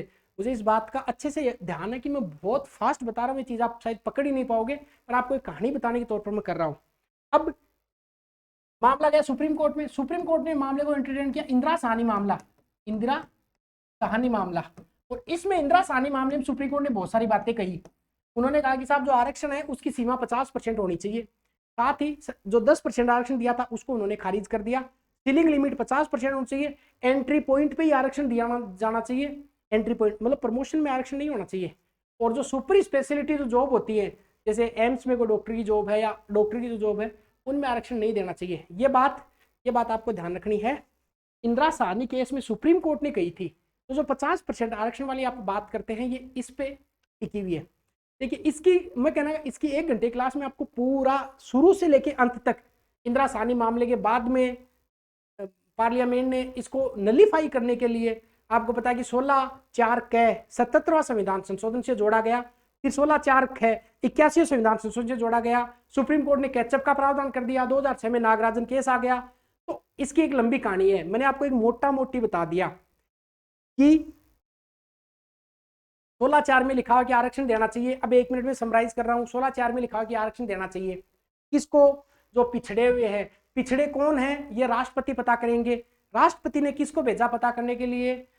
बीपी सिंह, बिंदेश्वर प्रसाद मंडल, बीपी मंडल की अध्यक्षता में कमीशन का गठन किया गया। मंडल साहब ने कहा कि भारत में पिछड़े हुए जो लोग हैं उनकी संख्या 52% है। 33-43 जातियां हैं और उनको 27% आरक्षण देना चाहिए। रिपोर्ट आई, तब तक मोरारजी देसाई चले गए थे, उनकी सरकार गिर गई थी। वीपी सिंह जी आए 1989 में, उन्होंने ये आरक्षण 27% दे दिया। वीपी सिंह की सरकार चली गई। उसके बाद में पीवी नरसिम्हा राव प्रधानमंत्री बने, उन्होंने 27% आरक्षण में 2 बदलाव किए। 10% SC ST इनको सवर्ण लोगों को दे दिया और सीलिंग लिमिट लगा दी, मतलब क्रीमी की लिमिट लगा दी। मामला सुप्रीम कोर्ट में गया, इंदिरा साहनी केस के नाम से फेमस हुआ। इंदिरा साहनी केस में सुप्रीम कोर्ट ने जो 10% आरक्षण जो स्वर्ण लोगों को दिया गया था उसको तो नलिफाई कर दिया और जो क्रीमी लेयर वाला था उसको उन्होंने यस कर दिया। इसके अलावा सुप्रीम कोर्ट ने कहा कि 50% ही आरक्षण की सीलिंग लिमिट होनी चाहिए, एंट्री पॉइंट पे आरक्षण होना चाहिए और जो सुपर स्पेशलिटी जॉब होते हैं उनमें आरक्षण नहीं होना चाहिए। इसी बात को नलिफाई करने के लिए 16(4) कै जोड़ा गया 77वां संविधान संशोधन 1995। तो 16(4) कै, 16(4) कै और 16(4) कै, 16(4) कै। अब इनमें क्या है ये जानना आपके लिए जरूरी नहीं है, बहुत पेचीदा हो जाएगा आपके लिए। 16(4) कै ये 77वां संविधान संशोधन 1995 से जोड़ा गया। 77वां संशोधन 1995 से 16(4) जोड़ा गया, ठीक है साहब। और जो 16(4) है ये हुआ 16(4) है 81वां संविधान संशोधन 2000 में। तो 81वां संविधान संशोधन 2000 में इसके तहत कौन क्या जोड़ा गया, 16(4) है जोड़ा गया। ये आपको जरूर याद रखना है। 16(4) के 77वां संविधान संशोधन और 16(4) है ये 81वां संविधान संशोधन से इसको जोड़ दिया गया। ये हो गया साहब 16। अब बात करते हैं दो छोटे छोटे अनुच्छेद की, एक अनुच्छेद है 17 और एक अनुच्छेद है 18। 17 का अनुच्छेद अस्पृश्यता को लेकर है, ये आपको आ भी रहा है, थोड़ी सी बात कर लेते हैं 17 पर। अबोलिशमेंट ऑफ अनटचेबिलिटी, अस्पृश्यता का अंत, अस्पृश्यता अंत, अबोलिशमेंट ऑफ अनटचेबिलिटी, अनटचेबिलिटी का अंत करना, अबोलिश करना। इसका मतलब है कि साहब ये जो प्रावधान किया गया है, ये किया गया है जो SC ST के जो लोग हैं इनके लिए, इनको आपको पता है बहुत ज्यादा टॉर्चर हुआ है पहले के समय में, तो इसको रोकने के लिए। दूसरी बात ये है कि ये न्यूट्रल आर्टिकल है, क्वेश्चन पूछा जाए कि ये आर्टिकल न्यूट्रल है, इसको एक्टिव करने के लिए क्वेश्चन पूछे कि इसको एक्टिव करने के लिए संसद कानून बनाएगी, संसद कानून। इसका मतलब 17 में ये लिख दिया कि SC ST का कोई शोषण नहीं करेगा। लिखने से क्या हुआ, इसको एक्टिव करने के लिए संसद कानून बनाएगी और संसद ने कानून बनाया 1955 में, अस्पृश्यता निवारण अधिनियम। उसके बाद में 1989 में उस कानून को और कठोर कर दिया, 76 में उसमें संशोधन हुआ, 89 में उसमें संशोधन हुआ, इसको कठोर कर दिया, मतलब और इसमें ज्यादा स्ट्रिजेंट प्रावधान लागू कर दिए गए। तो संसद कानून बनाएगी और इसके लिए 1955, 1976, 1989 में कानून बनाकर इसको और स्ट्रिजेंट कर दिया। और इसके तहत अब अगर SC ST के साथ में कोई भी इस प्रकार का करता शोषण या उसकी कोई प्रैक्टिस करता है, तो ये जो केस होगा ये एक तो होगा नॉन कंपाउंडेबल। नॉन कंपाउंडेबल का मतलब होता है कि आप पैसे वैसे देके मामले का निपटान नहीं कर सकते, तो एक तो था नॉन कंपाउंडेबल।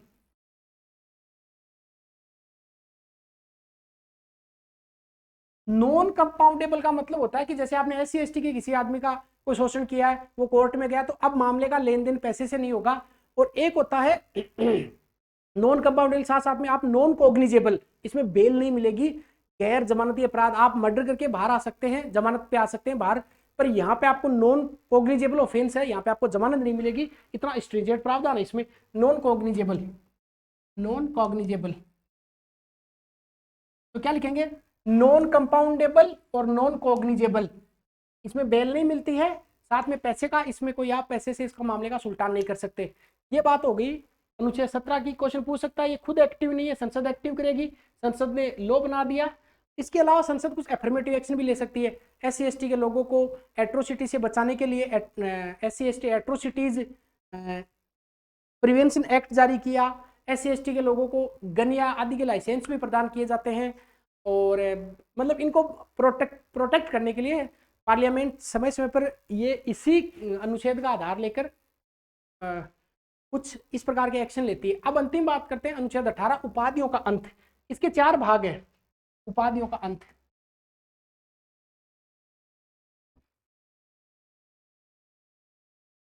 उपाधियों का 18(1), 18(2), 18(3) और 18(4), देखिए आपकी एग्जाम बहुत पास में, इसलिए मुझे फास्ट करना पड़ रहा, अदरवाइज एक एक चीज आपको और मैं बहुत डिटेल से बताने वाला था। यहाँ पे लिखा हुआ 18(1) में कि राज्य उपाधि नहीं देगा, अबोलिशमेंट ऑफ टाइटल्स, राज्य उपाधि नहीं देगा, राज्य उपाधि नहीं देगा, छोड़कर दो चीजों को, किसको, सेना और शिक्षा को छोड़कर, कि शिक्षा में आप जैसे डॉक्टरेट की मिलती है आपको, और भी कोई उपाधि आचार्य की मिलती है, ये सारी उपाधि, या फिर सेना में आपको कोई भी परमवीर चक्र मिलता है, या आपको कोई वीर चक्र से सम्मानित किया जाता है, ये सारी बात यहाँ पे लागू है कि साहब सेना और शिक्षा को छोड़कर राज्य कोई उपाधि नहीं देगा। पहले के टाइम में राय बहादुर की उपाधि मिलती थी, ये उपाधि मिलती थी, इसके तहत मना कर दिया। 18(2) में लिखा कि भारत का कोई नागरिक विदेश से कोई उपाधि नहीं लेके आएगा।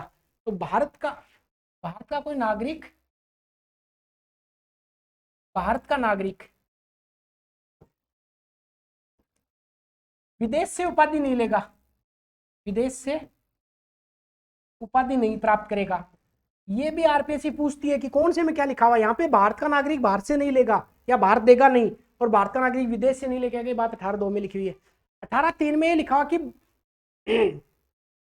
भारत का कोई नागरिक है, भारत का नागरिक तो नहीं है पर भारत में कोई भी लाभ या विश्वास के पद पे रह रहा है, जैसे नागरिक तो कोई विदेशी है, यहाँ पे लिखा कि भारत का नागरिक नहीं, भारत का नागरिक तो नहीं है पर भारत में कोई लाभ या विश्वास के पद पे रह रहा कोई व्यक्ति, मतलब ये कि भारत में कोई अच्छे पद को होल्ड कर रहा है, तो राष्ट्रपति की सहमति, वर्ड यहाँ पे लिखा हुआ राष्ट्रपति की सहमति से प्राप्त करेगा, राष्ट्रपति की सहमति।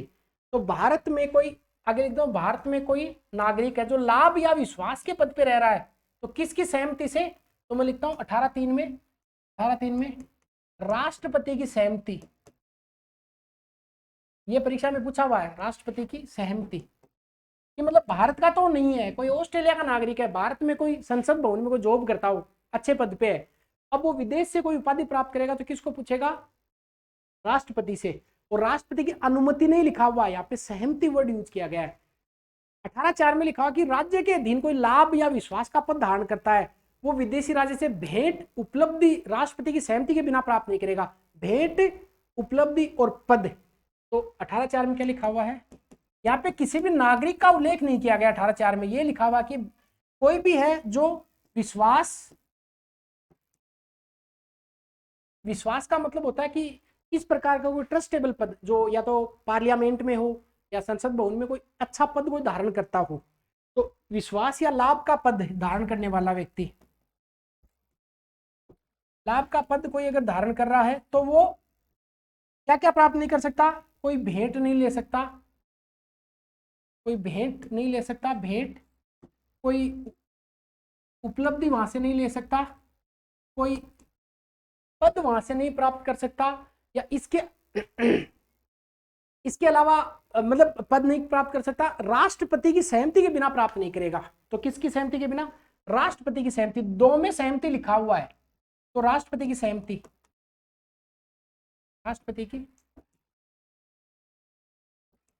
सहमति के बिना प्राप्त नहीं करेगा। तो क्या समझे, बिना प्राप्त नहीं करेगा। कि 18(1) में लिखा हुआ कि राज्य उपाधि नहीं देगा आपको, सेना और शिक्षा को छोड़कर। दूसरा कि भारत का कोई नागरिक विदेश से नहीं लेके आएगा, ये तो भारतीयों के लिए हो गया, भारत तो देगा नहीं, विदेश से लेके आएगा, 2 तो खत्म हो गए। तीसरे में लिखा हुआ कि भारत का कोई नागरिक, तो भारत के नागरिक की बात नहीं है, कोई भी ऐसा नागरिक जो भारत का तो नहीं है पर भारत में कोई लाभ या विश्वास के पद पे है, वो राष्ट्रपति की सहमति से कुछ प्राप्त करेगा। चौथे में कोई व्यक्ति का नाम नहीं लिखा हुआ कि बस राज्य के अधीन कोई लाभ के पद पे कोई है, विश्वास के पद को धारण कर रहा है, तो वो कोई भेंट उपलब्धि या पद राष्ट्रपति की सहमति के बिना प्राप्त नहीं करेगा। ये हो गया 18(4). आई होप आपको समझ में आया होगा। नेक्स्ट क्लास में अपन 19 से लेकर आगे तक की क्लास करेंगे। चलिए मिलते हैं पर नेक्स्ट क्लास में। आपको अच्छा लगता है तो आपको 1 मिनट लगेगी, कुछ सेकंड लगेगी, अच्छा कमेंट लिखने में मुझे पॉजिटिव एनर्जी मिलेगी। जिसको जरूरत है उसको आप भेज दीजिए, उसको अच्छा लगेगा। चलिए मिलते हैं नेक्स्ट क्लास में।